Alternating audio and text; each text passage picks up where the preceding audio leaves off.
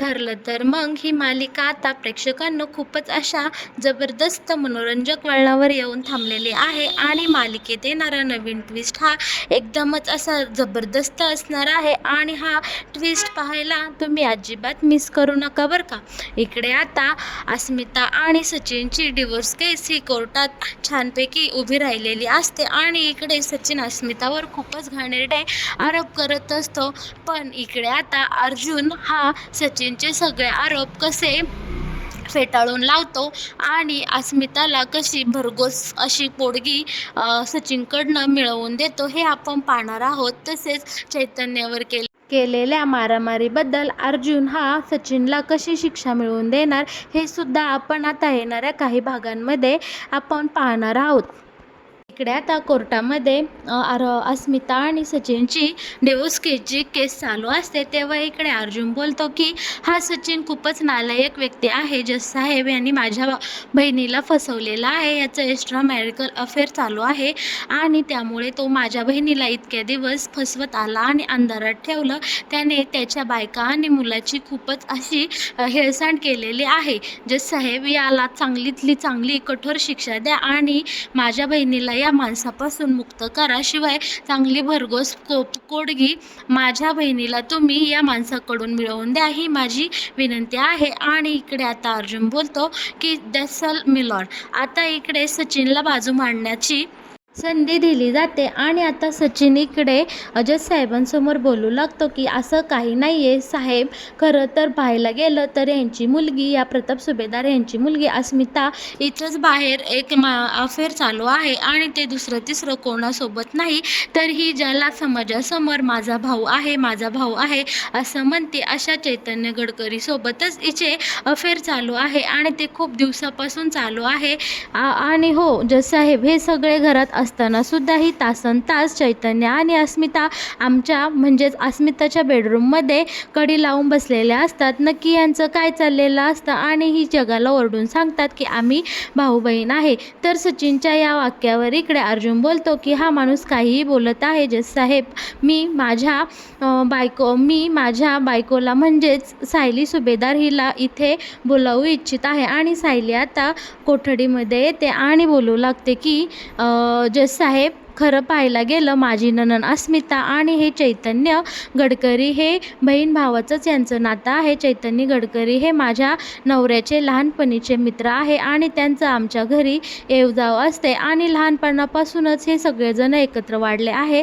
त्यामुळे आता अस्मिता आणि चैतन्य हे दोघेजणे बहीण भाऊच आहेत. इकडे आता असं सायली जज साहेबांना क्लिअर करते आणि सायलीला आता जागेवर जाऊन बसते. तोच तिथे आता प्रताप सुभेदार यांना बोलवलं जातं. तर प्रताप सुभेदार आल्यानंतर ते सुद्धा म्हणतो की हो जज साहेब चैतन्य हा मला माझ्या मुलाप्रमाणे आहे. लहानपणापासून तो आमच्या घरी येतो जातो. अर्जुनचा हा खूपच चांगला मित्र आहे आणि त्यामुळे त्याच्यामध्ये आणि माझ्या अस्मितामध्ये फक्त बहीण भावाचंच नातं आहे हे मी सुद्धा तुम्हाला ठामपणे सांगू शकतो. इकडे आता अस्मिता आणि कल्पना हे सगळं ऐकत असतात. पण आता इकडे अस्मिताला या सचिनच्या बोलण्याचा खूपच त्रास होऊ लागलेला असतो. पण इकडे आता कोर्टामध्ये काही इलाज नसतो. अर्जुन एक एक करून अस्मिता आणि चैतन्य गडकरी या दोघांचं कसं बहीण भावाचं नातं आहे हे जज साहेबांना पटवून देत असतो आणि जज साहेब सुद्धा इकडे अर्जुनचं म्हणणं शांतपणे ऐकत असतात. अर्जुन जज साहेबांना सांगू लागतो की हा सचिनचं साक्षी शिकरे या मुलीसोबत अफेअर चालू आहे आणि ते आम्ही कित्येकदा रेड हँड पाहिलेलं आहे. माझ्या बायकोने सायली सुभेदार हिने सुद्धा या दोघांना एका कॅफेमध्ये एकमेकांना घट्ट मिठीमध्ये पाहिलं आहे आणि माझी आई कल्पना सुभेदार हिने या साक्षीला आणि सचिनला या दोघांना भर रस्त्यामध्ये रोमांस करताना पाहिलं आहे आणि हे सगळं अस्मिताने सुद्धा तिच्या डोळ्यांनी पाहिले आहे. अस्मिता ही गरोदर अवस्थेत असताना तिला या सगळ्या गोष्टी समोर आल्यामुळे खूपच असा मोठा धक्का बसला आणि तिच्या डिलेव्हरीच्या वेळेस तिची परिस्थिती खूपच नाजूक झालेली आहे आणि या सगळ्याचे पुरावे अर्जुन एक एक करत जज साहेबांसमोर सादर करत असतो. आणि इकडे अर्जुन म्हणतो की या सचिनला आम्ही विचारल्यानंतर त्यांनी पहिलं तर काही या गोष्टी मान्य केल्या नाही, पण आम्ही सगळ्यांनी त्याच्यासमोर पुरावे दिले तर हा आम्हाला सांगू लागला की हो, माझं साक्षी शिकरे या मुलीसोबत अफेअर आहे, पण ती साक्षी शिकरे होती हे मला काही माहीत नव्हतं. ती माझ्यासोबत सॅम या नावाने राहत होती. मला माहीत नव्हतं की ती मुलगी साक्षी शिकरे आहे. आणि इकडे सचिनने आमच्या सगळ्या घरासमोर मान्यही केलं होतं की हो, माझं चुकलं, माझा पाय घसरला, माझं आणि साक्षी शिकरेचा अफेअर चालू आहे.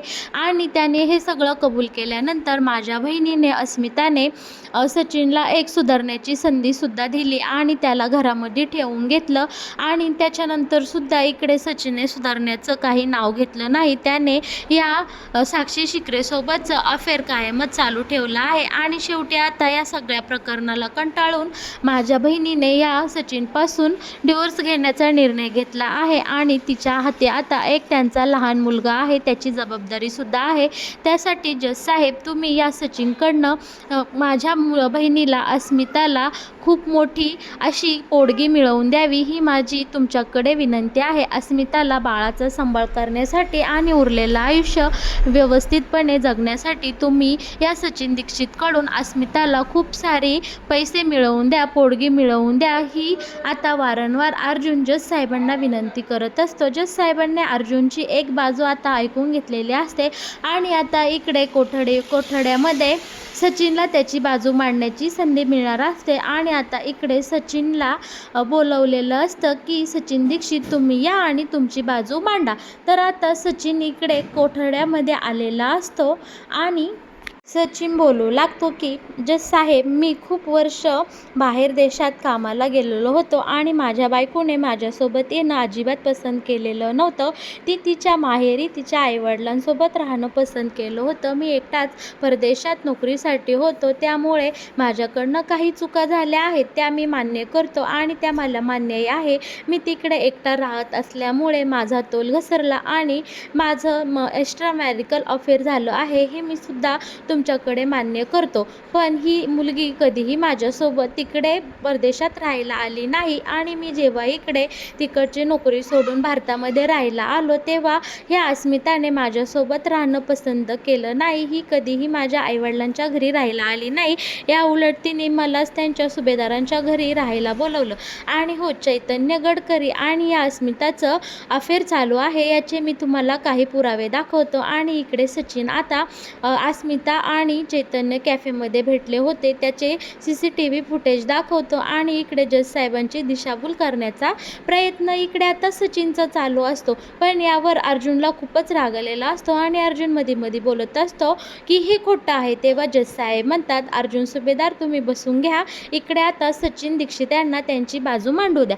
आणि सचिन आता इकडे खूपच भोळा चेहरा आणि ड्रामा करत सांगत असतो की ही अस्मिता आणि चैतन्य सगळ्यांसमोर म्हणत असतात की आम्ही दोघे बहीण भाऊ आहे, पण यांचं बंद दाराआड अफेअर चालू आहे आणि हे मला सांगायला सुद्धा लाज वाटत आहे. यांचं खूप वर्षापासून एकमेकांवर प्रेम आहे, पण माझी यांना अडचण झाली आहे, त्यामुळे आता अस्मिता माझ्यापासून डिवोर्स मागत आहे. जज साहेब, ह्या मुलीनी मला खूपच लुबडलेलं आहे. मी जेव्हा परदेशात कामाला होतो माझ्या पैशावर हिने खूप मजा मारलेल्या आहे आणि आता ही माझ्यापासून डिवोर्स घेण्याचा प्रयत्न करत आहे, जेणेकरून माझ्याकडून खूप सारी पोटगी मिळेल आणि त्या पोटगीतून मिळालेल्या पैशामध्ये ही चैतन्य आणि ही अस्मिता लग्न करेल आणि मजा मारेल, उरलेलं आयुष्य सुखात घालवेल. पण जज साहेब, खरं तर मला आमचा संसार टिकवायचा आहे. माझ्या बाळावर खूपच प्रेम आहे आणि मला यांच्यासोबत एकत्र राहायचं आहे. अस्मिताने कितीही गुण उधळले तरी मी तिचा स्वीकार करायला तयार आहे. माझ्या बाळासाठी मी अस्मितासोबत राहायला तयार आहे. आणि हो, अस्मिताने मला माफसुद्धा केलं होतं माझ्या एक्स्ट्रा मॅरिकल अफेअरबद्दल, हे मी मान्य करतो. पण हिचे आई वडील कल्पना आणि प्रताप सुभेदार यांनी अस्मिताचे कान भरले याचे मी तुम्हाला काही पुरावे दाखवतो. आणि इकडे पेनमध्ये रेकॉर्ड केलेले सगळे फुटेज आता इकडे सचिन कोर्टामध्ये जज साहेबांना दाखवतं. त्यामध्ये सायली बोललेली असते की तुझ्यासारख्या माणसाबरोबर माझी नणंद अजिबात राहणार नाही आणि प्रताप आणि कल्पनाने सुद्धा खूप सारी बडबड केलेली असते. ते सगळं सारं फुटेज आता इकडे सचिन जज साहेबांना दाखवतो आणि स्वतः मात्र एकदम भोळा असा नामानिराळा होतो. पण इकडे आता सचिन बोलू लागतो की जज साहेब, माझ्याकडे आता काहीही पैसे राहिलेले नाही. माझी परदेशातली नोकरी गेलेली आहे. उलट माझ्यावर खूप सारा कर्जाचा डोंगर झालेला आहे आणि म्हणूनच ही अस्मिता माझ्यापासून सुटका मागत आहे. तिला माझ्याकडनं डिवोर्स घ्यायचा आहे. माझे आईवडीलसुद्धा आता माझ्यासोबत नाही आहे आणि याला कारणीभूत ही अस्मिता आहे. त्यांनी कधीच या अस्मिताने माझ्या आईवडिलांचा सासू सासरे म्हणून सांभाळ केला नाही. याउलट ही कायमच तिच्या माहेरी त्यांच्या ऐश्वर्यात राहिलेली आहे आणि फक्त शॉपिंग करणे, खाणे आणि चैनीच्या वस्तू खरेदी करणे हेच ह्या अस्मिताचं आजवरचं रुटीन आणि कर्तव्य आहे. हिने माझ्या आईवडिलांची सुद्धा कधीच सेवा केली नाही. सासू सासरे म्हणून त्यांना कधीच मान दिला नाही. आणि इकडे आता सचिन खूपच रडून ड्रामा करू लागतो की जज साहेब, मला या सगळ्यातून बाहेर काढा आणि माझ्याकडे हिला देण्यासाठी एकही रुपये नाही. आणि इकडे मात्र आता जज साहेबांना सुद्धा सचिनचं बोलणं खरं वाटलेलं असतं. तो सचिनकडे जज साहेबांचा निकाल जरा झुकता दिसत असतो. पण इकडे आपला अर्जुन हा खूपच हुशार असा वकील दाखवलेला आहे. अर्जुन काय करतो, आता सचिनचे सगळे पत्ते ही सचिनवरच उलटे करताना आता आपल्याला पाहायला मिळणार आहे. अर्जुन आता इथे कोर्टामध्ये असे काही धमाकेदार पुरावे सादर करतो की इकडे सचिनची पार बोलतीच बंद होताना आता आपल्याला दिसणार आहे. आता अर्जुन हा जज साहेबांसमोर आलेला असतो आणि अर्जुन सांगू लागतो की या सचिनने ज्या कॅफेमध्ये अस्मिता आणि चैतन्यचा व्हिडिओ काढला, जो पुरावा इथे सादर केला, आता त्याच हॉटेलमधलं मी CCTV तुमच्यासमोर इथे सादर करणार आहे. ज्या दिवशी अस्मिता आणि चैतन्य त्या कॅफेमध्ये खात होते किंवा गप्पा मारत बसले होते, त्या दिवशी हा सचिन तिथे गेलेला होता आणि या सचिनने पहिलं तर या दोघांचा गोड बोलत असतानाचा व्यवस्थित व्हिडिओ काढून घेतला, जो की तुम्हाला दिशाभूल करण्यासाठी इथे सादर केला आहे. आणि तो व्हिडिओ काढून झाल्यानंतर हा नालायक सचिन तिथे अस्मिता आणि चैतन्यजवळ गेला आणि त्या दोघांच्या नात्यावर नको ते आरोप केले आणि चैतन्यला ह्याने खूपच बेदम मारहाण केलेली आहे. जज साहेब, या गोष्टींचा खुलासा आता इथे मी पुराव्यासहित तुमच्यासमोर सादर करतो. आणि इकडे अर्जुन हॉटेलमध्ये त्या दिवशी त्या कॅफेमध्ये त्यांचे जे मॅनेजर होते त्यांना इथे पुरावा म्हणून बोलावून घेतात आणि मॅनेजरला झाला प्रकार सगळा इथे सांगायला सांगतात. तेव्हा मॅनेजर सांगू लागतात की हे दोघे तिथे शांतपणे गप्पा मारत बसले होते आणि हा माणूस आला आणि सचिन दीक्षित आले. त्यांनी चैतन्य गडकरी यांना खूपच बेदम मारहाण केली आहे आणि त्यासाठी आमचा संपूर्ण स्टाफसुद्धा साक्षी द्यायला इथे तयार आहे.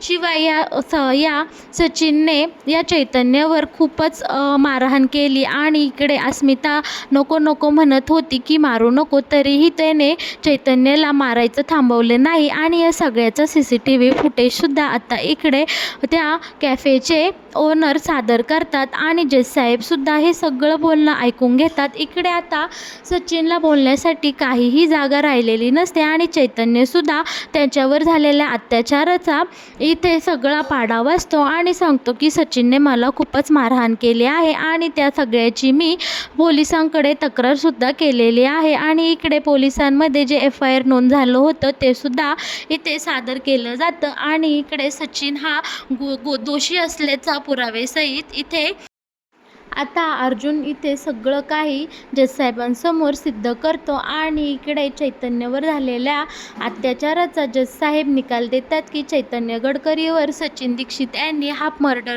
करण्याचा प्रयत्न केला आहे. त्याबद्दल इकडे सचिन दीक्षितला आता हे कोर्ट अशी शिक्षा देत आहे की सचिन दीक्षित यांना 2 वर्ष कारागृहात ठेवण्यात यावे, ही कोर्टाची आता आज्ञा आहे, असं जज साहेब तिथे क्लिअर करतात. त्यानंतर अर्जुन आता साक्षी आणि सचिनमध्ये असलेले अफेअर्सचे पुरावे इथे सादर करतो आणि आता सगळे पत्ते उलटे पडल्यामुळे इकडे सचिनला काहीच पर्याय राहत नाही. सचिन कोर्टामध्ये आता इकडे मान्य करतो की हो, मला मान्य आहे की माझा आणि साक्षी शिकरेचा अफेअर चालू आहे आणि आम्ही दोघे आता भविष्यात लग्नसुद्धा करणार आहे. हे सगळं ऐकून मात्र अस्मिताला खूप खूपच मोठा धक्का बसतो आणि कोर्टामध्ये आता हे सिद्ध झालेलं असतं की सचिन दीक्षित हाच खरा गुन्हेगार आहे आणि त्याने खरंच अस्मिता दीक्षित हिची फसवणूक केलेली आहे आणि तिच्या बाळाचा सुद्धा याने हेटाळणा केलेली आहे. हे सगळं पुराव्यानिशी आता कोर्टात सिद्ध झालेलं असतं. त्यामुळं कोर्ट आता सचिन दीक्षित ह्याला अस्मिता दीक्षित हिच्यासाठी 25 लाखाची पोटगी देण्याची आज्ञा देतं आणि या दोघांचा डिवोर्स केस चा फायनल निकाल जाहीर करतं की सचिन दीक्षितपासून अस्मिता दीक्षित हिला आता सुटका मिळालेली आहे. ह्या दोघांचा डिवोर्स आता कोर्टाला मान्य आहे आणि फायनल निकाल म्हणून आता सचिन दीक्षितने अस्मिता दीक्षित हिला 25 लाखाची पोटगी द्यावी आणि इथून पुढे अस्मिता सुभेदार हिच्यासोबत सचिन दीक्षितनी कोणताही संबंध ठेवायचा नाही आणि तो आढळल्यास कोर्ट यावर काही कडक कारवाई करतील आणि सचिन दीक्षितला आता पोलिसांनी ताब्यात घ्यावे आणि 2 वर्षासाठी याला कारावासाची शिक्षा सुनावली आहे ती त्याच्याकडनं पूर्ण करून घ्यावी. इकडे चैतन्याला सुद्धा खूपच आनंद झालेला असतो की आता या सगळ्यातून त्याच्या लाडक्या अस्मिताची सुटका झालेली असते. अस्मिता, प्रताप, इकडे आता सायली, अर्जुन सगळेही खूप खुश झालेले असतात कारण इकडे आता अस्मिताला चांगला न्याय मिळालेला असतो. पण सचिन मात्र या सगळ्यांवर खूपच रागवलेला असतो आणि म्हणत असतो की या सगळ्याचं फळ तुम्हाला नक्कीच भोगावं लागणार आहे. मी जेलमधून बाहेर आल्यावर तुम्हाला या सगळ्याचं नक्कीच शिक्षा करेल असं इकडे सचिन एकदम अर्जुनला आणि चैतन्याला धमकीच देत असतो. इकडे अस्मिता बोलते, तुझ्यासारख्या नालायक माणसापासून माझी आज सुटका झाली यातच मला समाधान आहे आणि तुझ्या या पैशाची खरं तर मला काहीच गरज नव्हती, पण तुझ्यासारख्या नालायकाला असं मोकळं सोडणं मलाही अजिबात आवडणार नाही आणि आपल्या म्हणजेच माझ्या बाळाचा सांभाळ करण्यासाठी मी तुझा पैसा हा नक्कीच वापरणार आहे. आणि इकडे आता सचिनला पोलीस घेऊन जातात. तर मग प्रेक्षकांनो, ठरलं तर मग या मालिकेमध्ये येणारा हा नवीन ट्विस्ट तुम्हाला पाहायला आवडेल का आणि यावर तुमचं काय मत आहे हे नक्कीच मला आपल्या कमेंट बॉक्सद्वारे कळवा बरं का. आणि हो, येणारे असेच नवनवीन ट्विस्ट पाहण्यासाठी तुम्ही आपल्या चॅनलला नक्की सबस्क्राईब करा.